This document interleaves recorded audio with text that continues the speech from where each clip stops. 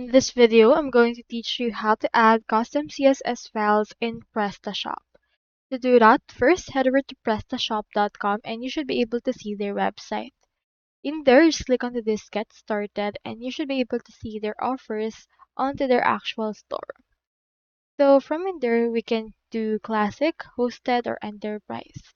So the very best thing right here is to choose Classic because it's based on a version 9 and you can customize it with the Hummingbird theme.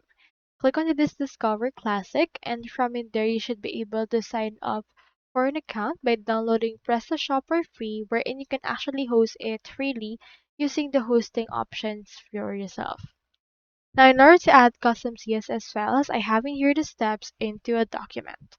So to add it, what you can do is you just need to navigate to the PrestaShop installation directory on your cPanel or other control panel that you have. Go to your themes and then look for the name of your theme. And then after that, click on Assets and click on CSS. You can create a new CSS file, for example, custom.css within this directory and add a CSS rule to this custom CSS file.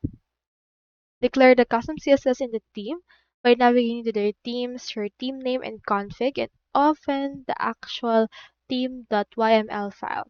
You can locate the asset section and specifically the CSS subsection in order to add an entry for a CSS file. Here's a sample of the code for it. Now clear the Prestashop cache by logging into your Prestashop back office and go to Advanced Parameters and Performance. Click on the Clear Cache button in order to clear it. You can also clear your browser cache by going over to your browser and clicking it by pressing to the Control Shift or R on your Windows or Linux or Command Shift R on Mac OS. So that's all there is today and I hope this video helped you out.